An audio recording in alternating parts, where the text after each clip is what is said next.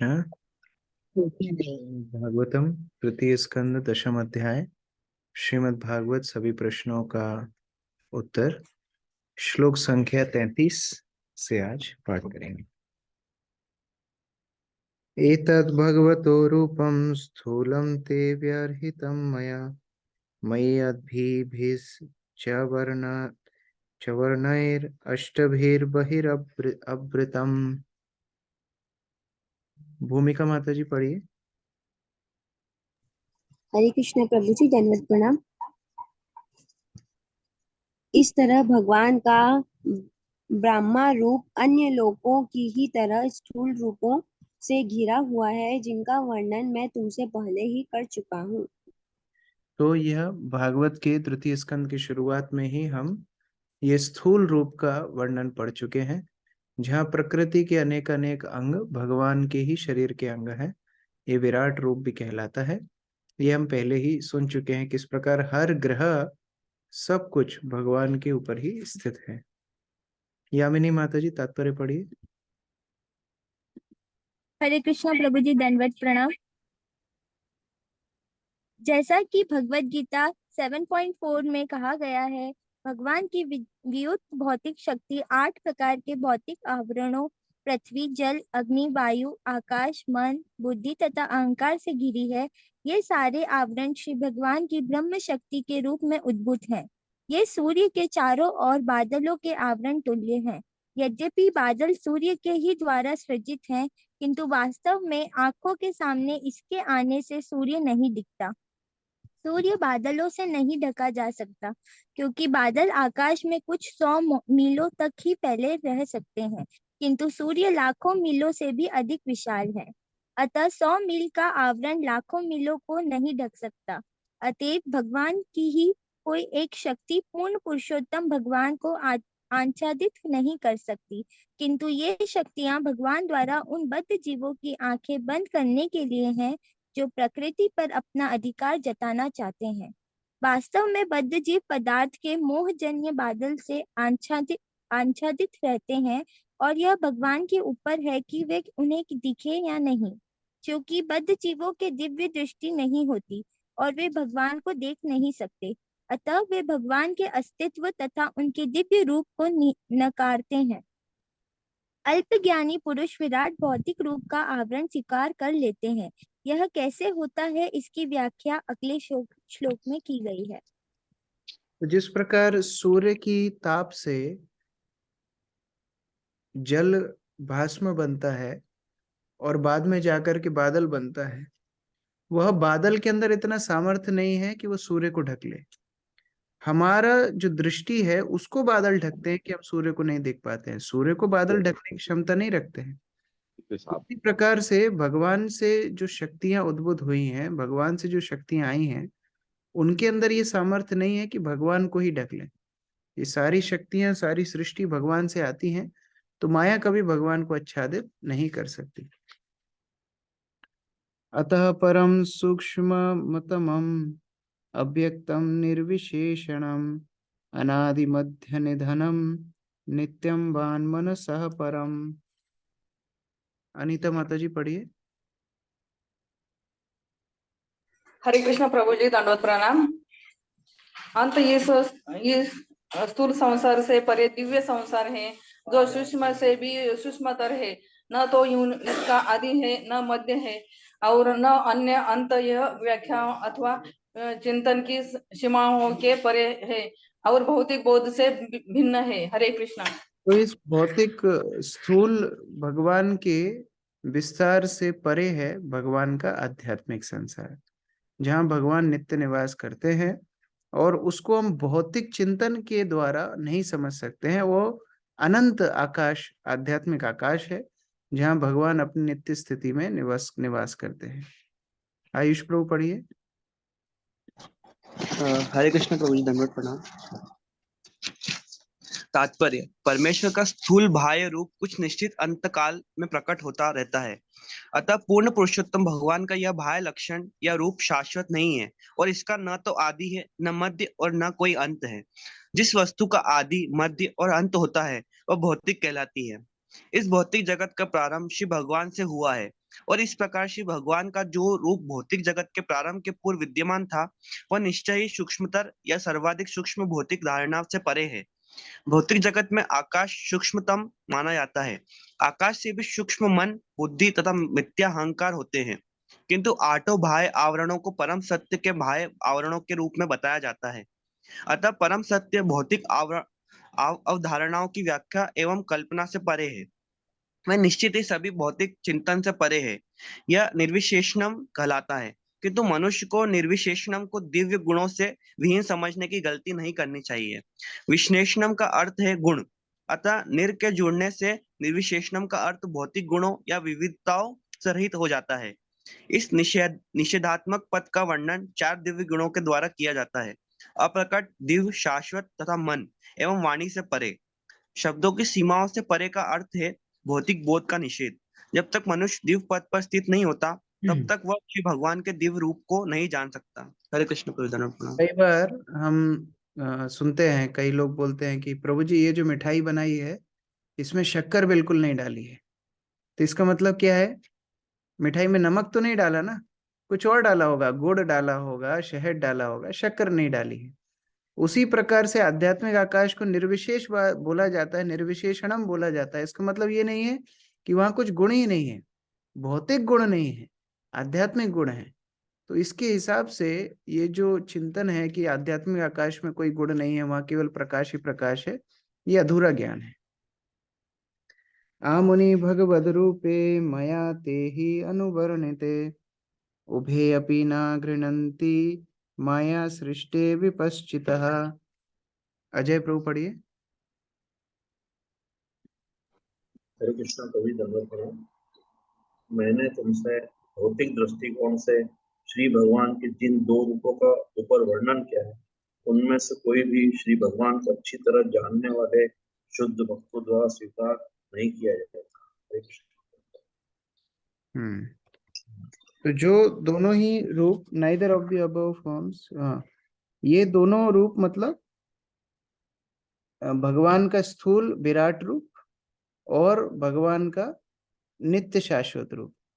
तो शुद्ध भक्त दोनों को ही स्वीकार नहीं करते। कैसे नहीं करते, आगे हम देखते हैं तात्पर्य प्रभुपाद क्या बोल रहे हैं। अनिकेत प्रभु पढ़िए। जी प्रभु जी, हरे कृष्ण दंडवत प्रणाम। तात्पर्य, जैसा कि ऊपर कहा जा चुका है, निर्विशेषवादी भगवान को 2 भिन्न विधियों से मानते हैं। एक और वे विश्वरूप भगवान की पूजा करते हैं, और दूसरी ओर वे भगवान के अव्यक्त अप्रकट सूक्ष्म रूप का चिंतन करते हैं। यहाँ 2 रूपों का मतलब है निर्विशेषवादियों का निराकार ब्रह्म, और जो साकार, जो विश्व रूप यानी भगवान के विराट रूप की आराधना करते हैं, प्रकृति में भगवान को देखते हैं, वह भगवान का स्थूल रूप। दोनों को ही शुद्ध भक्त नहीं मानते। तो भगवान के शुद्ध भक्त मानते किसको हैं? भगवान के साकार दिव्य सच्चिदानंद रूप को। हाँ निकित प्रभु कंटिन्यू कीजिए। सर्वेश्वरवाद तथा एकेश्वरवाद के सिद्धांत क्रमशः भगवान के स्थूल तथा सूक्ष्म रूपों के लिए व्यवहृत है, किंतु भगवत भक्त इन दोनों सिद्धांतों का अस्वीकार करते हैं, क्योंकि उन्हें वास्तविक स्थिति का बोध होता है। इसका स्पष्ट उल्लेख भगवत गीता के 11वें अध्याय में हुआ है, जहां अर्जुन द्वारा परम भगवान श्री कृष्ण के विश्व रूप का अनुभव अंकित है। अद्यष्ट पूर्वम ऋषितो अस्मि दृष्ट्वा भयेन च प्रवयथितं मनो में तदेव में दर्श देव रूपम प्रसीद देवेश जगन्निवास। भगवान के शुद्ध भक्त के रूप में अर्जुन ने इसके पूर्व कभी भी भगवान के विश्व रूप को नहीं देखा था, किंतु जब उसने उसे देखा तो उसकी उत्सुकता शांत हो गई। लेकिन वह एक शुद्ध भक्त के रूप में अपने लगाव के कारण भगवान के इस प्रकार के रूप को देखकर प्रसन्न नहीं हुआ। वह भगवान के विराट रूप को देखकर भयभीत हुआ। अतः उसने भगवान से अपना चतुर्भुज नारायण रूप या कृष्ण रूप धारण करने के लिए प्रार्थना की, क्योंकि वह उसी से प्रसन्न हो सकता था। निस्संदेह भगवान अपने को अनेक रूपों में प्रकट करने की परम शक्ति से पूर्ण है, किंतु भक्तजन तो भगवान के धाम त्रिपाद विभूति में शाश्वत दिखाई पड़ने वाले रूप में रुचि रखते हैं। त्रिपाद विभूति धाम में भगवान 2 रूपों में प्रकट होते हैं, चतुर्भुज रूप अथवा 2 भुजाओं वाला रूप।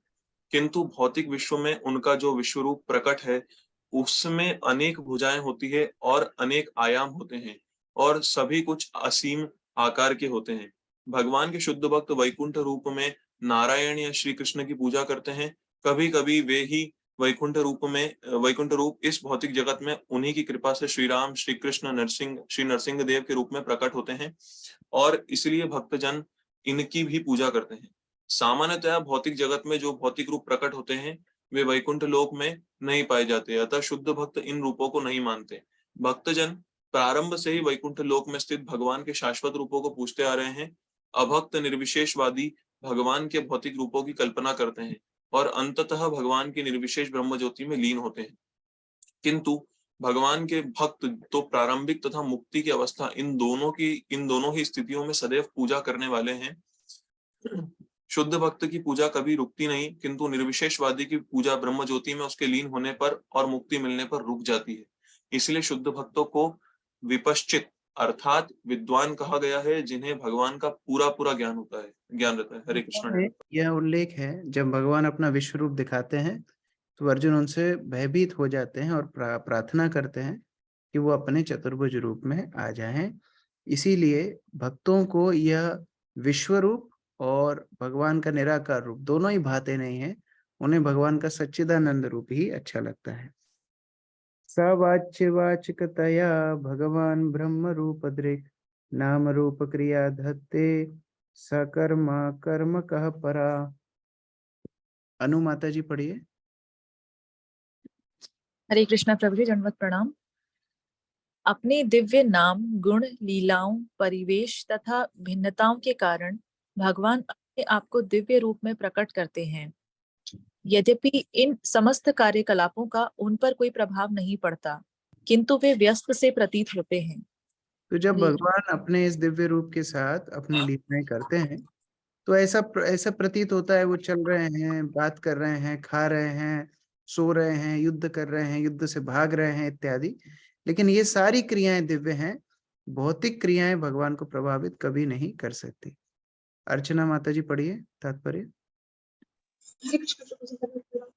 जब भी भौतिक सृजन करने की आवश्यकता होती है तो श्री भगवान सृजन, पालन तथा संहार के लिए इस भौतिक जगत में विविध रूप स्वीकार करते हैं।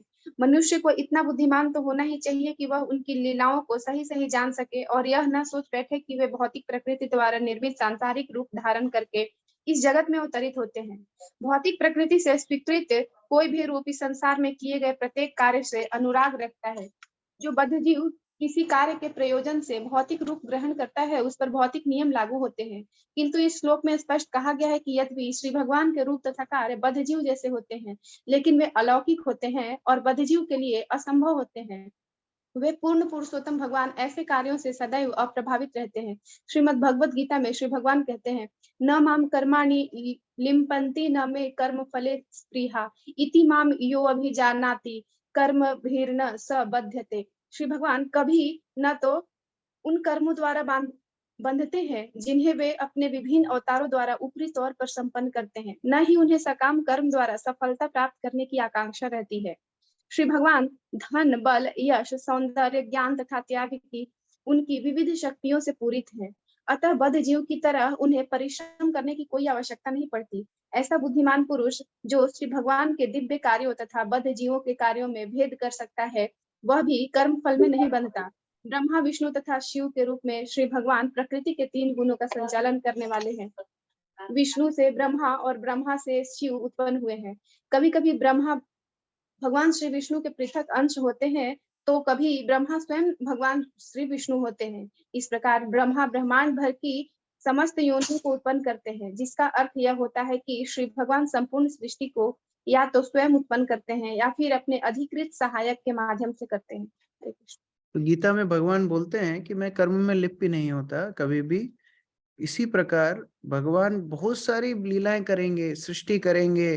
कभी कोई ब्रह्मा बनने के लायक नहीं होगा जीव तो स्वयं ब्रह्मा बन जाएंगे, इंद्र बनने के लायक नहीं होगा इंद्र भी बन जाएंगे, लेकिन फिर भी उनको भौतिक क्रियाएं प्रभावित नहीं करती। हमने अभी सूर्य का उदाहरण पढ़ा था कुछ श्लोकों पहले कि कैसे सूर्य बादल की सृष्टि करता है लेकिन बादल सूर्य को कभी नहीं ढक सकता। तो उसी प्रकार भगवान इस भौतिक संसार की सृष्टि, पालन, संहार इत्यादि सब करते हैं, लेकिन भौतिक संसार उनको कभी बांध नहीं सकता। प्रजापतिन मनुन देवान ऋषि पितृगणान पृथक सिद्धचारण गंधर्वान् विद्याधरासुरा गुह्यकान् किन्नरप्सरारसो नागान् सर्पान् किं पुरुषान् नरान् मात्र राक्षस पिशाचांश्च प्रेतभूत विनायकान् कुष्माण्डोन् मदाभीतालान् यथा धानान् गृहान् अपि खगान् मृगान् पशून् वृक्षान् गिरीन् नृपा सरीसृपान् द्विविधाश्चतुर्विधा अन्ये जलस्थल न भूकशा कुशाल कुशला मिश्र कर्मणाम गतयस्त्विमः। राजीव प्रभु पढ़िए। हरे कृष्ण कबीर मत प्रणाम। हे राजन, मुझसे जान लो कि सभी जीवात्माएं अपने विपद कर्मों के अनुसार परमेश्वर द्वारा उत्पन्न किए जाते हैं। इसमें ब्रह्मा तथा उनके दक्ष जैसे पुत्र, बृहस्पति मनु जैसे सामयिक प्रधान, इंद्र चंद्र तथा वरुण जैसे देवता, भृगु व्यास वशिष्ठ जैसे महर्षि, पितृलोक तथा सिद्धलोक के वासी, चारण गंधर्व विद्याधर असुर यक्ष किन्नर तथा देवदूत नाग बंदर जैसे किम पुरुष मनुष्य, मातृलोक के वासी असुर पिशाच भूत प्रेत उन्मादी शुभ अशुभ नक्षत्र विनायक जंगली पशु पक्षी घरेलू पशु शरीर पर्वत जड़ तथा चेतन जीव जरायुध अंडज स्वेदज तथा उद्भिज जीव तथा अन्य समस्त जल स्थल या आकाश के सुखी दुखी अथवा मिश्रित सुखी दुखी जीव सम्मिलित है।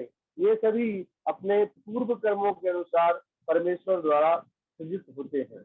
तो जीवात्माओं की सृष्टि भगवान स्वयं करते हैं, उनसे सारे जीवात्मा उनकी योनियां इत्यादियों की सृष्टि होती है। तात्पर्य राहुल प्रभु पढ़िए। हरे कृष्ण प्रभु जी, दंडवत प्रणाम। तात्पर्य इस सूची में जीवात्माओं की विविध किस्में बताई गई है। सर्वोच्च लोक से लेकर ब्रह्मांड के निम्नतर लोक के सारे जीवों की विभिन्न योनियां सर्वशक्तिमान पिता विष्णु द्वारा उत्पन्न की गई है।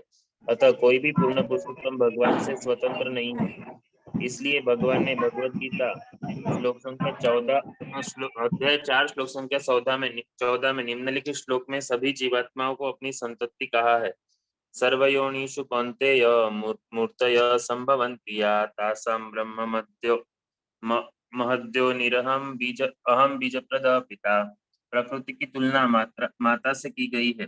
यद्यपि प्रत्येक जीव अपनी मां से उत्पन्न होता देखा जाता है, किंतु सत्य तो यह है कि ऐसे जन्म का वास्तविक कारण माता नहीं है। जन्म का वास्तविक कारण पिता होता है।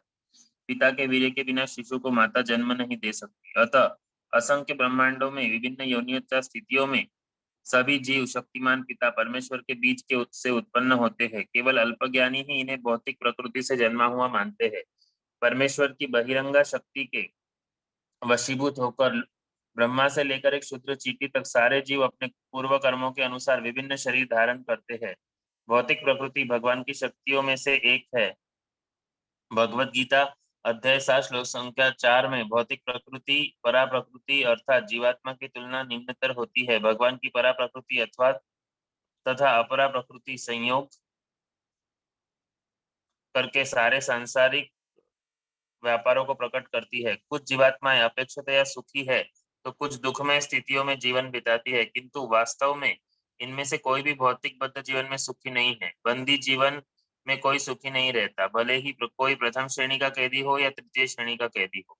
बुद्धिमान मनुष्य को चाहिए कि वह तृतीय श्रेणी के बंदी जीवन से प्रथम श्रेणी के बंद जीवन में उन्नत किए जाने की अपेक्षा बंदी गृह से ही मुक्त होने का प्रयत्न करे। किसी भी प्रथम श्रेणी के कैदी में प्रोन्नति हो सकती है, किंतु अगली अवधि में उसे तृतीय श्रेणी में फिर जाना पड़ सकता है। मनुष्य को चाहिए कि वह बंदी जीवन से मुक्त होने और भगवान के धाम जाने का प्रयास करे। समस्त प्रकार के जीवों के लिए यही असली गंतव्य है। हरे तो भगवान ने सारे योनियों की सृष्टि की। सुखदेव गोस्वामी यहाँ इतनी सारी व्यवस्थाएं बता रहे हैं भौतिक संसार में, लेकिन मुख्य बात है कि हमको यहाँ से मुक्त होना है। इसी भौतिक संसार में प्रमोशन की अपेक्षा ना करते हुए भगवान की भक्ति करके यहाँ से मुक्त होने का प्रयास करना चाहिए। और कैसे बंधन में पड़ता है जीवात्मा भौतिक संसार में, अगले श्लोक में बता रहे हैं। सत्वम रजस्तम इति तिस्र सुर निरनारका तत्रापि एकैकशो राजन् भिद्यन्ते गतयस्त्रिधा यद्दैकैकतरो अन्यभयां स्वभाव उपहन्यते। पायल माता जी पढ़िए। हरे कृष्ण प्रभु जी, दंडवत प्रणाम। प्रकृति के विभिन्न गुण सतोगुण, रजोगुण तथा तमोगुण के अनुसार विभिन्न प्रकार के प्राणी होते हैं, जो देवता, मनुष्य तथा नर के जीवन कहलाते हैं। राजन, यही नहीं, जब कोई एक गुण अन्य दो गुणों से मिलता है तो वह तीन गुण विभक्त होता है। इस प्रकार प्रत्येक प्राणी गुणों से प्रभावित होता है और उसकी आदतों को अर्जित कर लेता है। तो मुख्यतः कौन सी रस्सियां हैं जिनसे बंद करके जीवात्मा रहता है? वो है तीन गुण, सतोगुण, रजोगुण, तमोगुण। कई बार व्यक्ति दिखता है कि ये तो सतोगुण में है, तमोगुण में है, रजोगुण में है। हो सकता है वो उसका मुख्य गुण हो, लेकिन बाकी दो गुण भी उसके ऊपर हावी होते ही हैं। तीनों गुणों के मिश्रण से जीवात्मा भौतिक बंधन में बंधी रहती है। शकुन माता जी पढ़िए। हरे कृष्ण प्रभु जी, दंडवत प्रणाम। तात्पर्य शिला प्रभुपाद की जय। अलग अलग प्राणी किसी एक विशेष गुण द्वारा संचालित होते हैं, तो इसके साथ अन्य गुणों का भी उन पर प्रभाव पड़ सकता है। सामान्य रूप से ही सभी बद्ध जीव भौतिक बंधन के कारण रजोगुण से प्रभावित होते हैं, क्योंकि प्रत्येक जीव अपनी इच्छा के लिए प्रकृति पर प्रभुत्व जताने का प्रयास कर रहा है। रजोगुण पृथक अन्य गुणों के संसर्ग में होने से उनके द्वारा प्रभावित हो जाने की संभावना सदैव बनी रहती है। यदि कोई अच्छी सामान्यतः जीवात्मा रजोगुण से ज्यादा प्रभावित होता है, क्योंकि रजोगुण का कार्य क्या है? इंद्रिय तृप्ति को बढ़ाना। भौतिक संसार में आई है हम इंद्रिय तृप्ति करने, रजोगुण से मुख्यतः होता है, लेकिन फिर भी तमोगुण का प्रभाव, सतोगुण का प्रभाव भी रहता ही है। तीनों गुण मिलजुल के ही जीवात्मा को, जैसे कभी रस्सी गुथते हैं तो तीन रस्सियों को मिला करके एक मोटी रस्सी बनाई जाती है गुथ करके, जैसे चोटी भी बनाती है माताएं, तीन भाग में बाल बांध के बांट के फिर चोटी गुथती हैं। वैसे ही तीन गुण गुथ के एक ऐसी रस्सी बनाते हैं जिससे भौतिक स्थिति में जीवात्मा फंसी रहती है। युगल प्रिय माता जी आगे पढ़िए।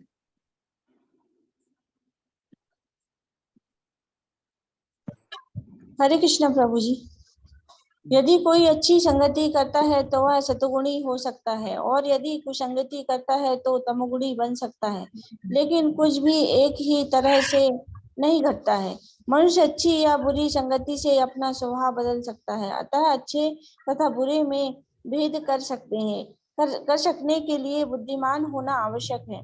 सर्वोत्तम संगति तो भगवान के भक्तों की सेवा होती है, और उस संगति से मनुष्य भगवान के शुद्ध भक्तों की कृपा से सर्वाधिक योग्य व्यक्ति बन सकता है। जैसा कि हम श्री नारद मुनि के जीवन में देख चुके हैं, वे केवल शुद्ध भगवत भक्तों के संगति से सर्वाधिक योग्य बन सके। वे जन्म से एक दासी के पुत्र थे। वे अपने पिता तक को नहीं जानते थे और न उनमें न्यूनतम शैक्षणिक योग्यता ही थी, किंतु केवल भक्तों की संगति करने तथा उनका ही बचा कुचा खाना खाने से उनमें उत्तरोत्तर भक्तों के दिव्य गुण आते गए। ऐसी संगति करने के कारण उनमें भगवान की दिव्य महिमा को सुनने और कीर्तन करने की प्रवृत्ति उभरती गई। और चूंकि भगवान की महिमा भगवान से अभिन्न है, अतः शब्दोच्चारण कीर्तन